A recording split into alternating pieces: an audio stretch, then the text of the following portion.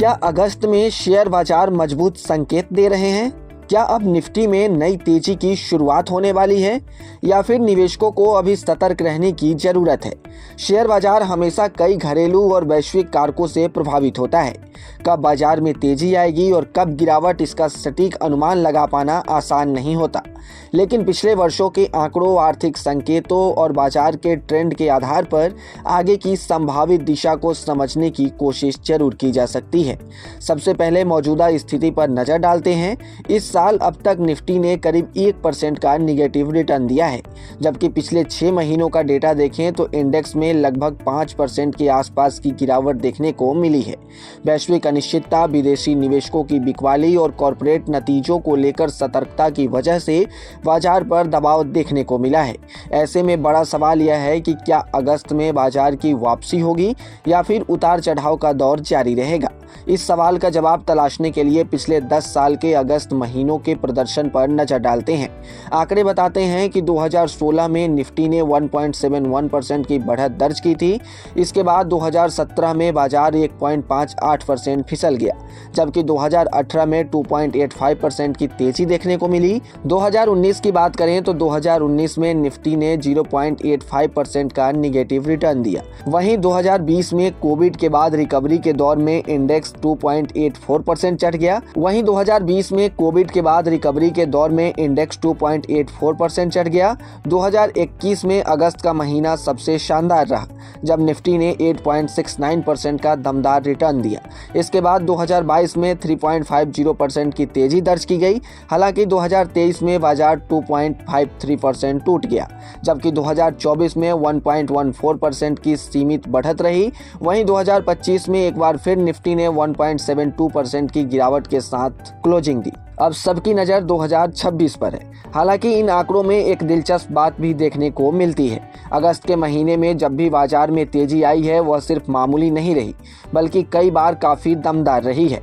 इसका सबसे बड़ा उदाहरण 2021 है, जब निफ्टी ने 8.69% की जोरदार रैली दिखाई। इसके बाद 2022 में भी इंडेक्स 3.50% और 2018 में 2.85% चढ़ गया। यानी इतिहास बताता है कि अगर बाजार के पक्ष में माहौल बनता है तो अगस्त सिर्फ पॉजिटिव रिटर्न के लिए ही नहीं, बल्कि अच्छी खासी तेजी के लिए भी जाना जाता है।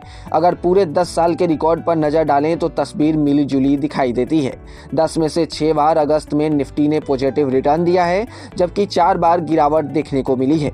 यानी अगस्त का महीना पूरी तरह से एक तरफा नहीं रहा है।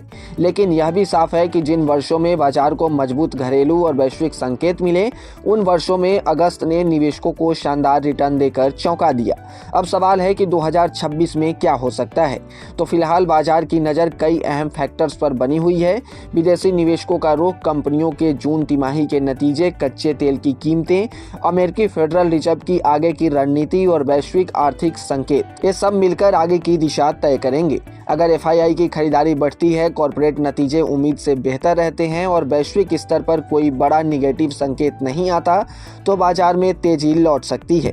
वहीं कमजोर नतीजे, वैश्विक अनिश्चितता या भू राजनीतिक तनाव बढ़ने पर उतार चढ़ाव जारी रह सकता है।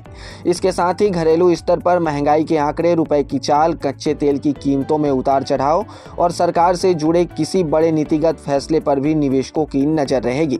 अगर इन मोर्चों पर सकारात्मक संकेत मिलते हैं तो बाजार का सेंटीमेंट मजबूत हो सकता है।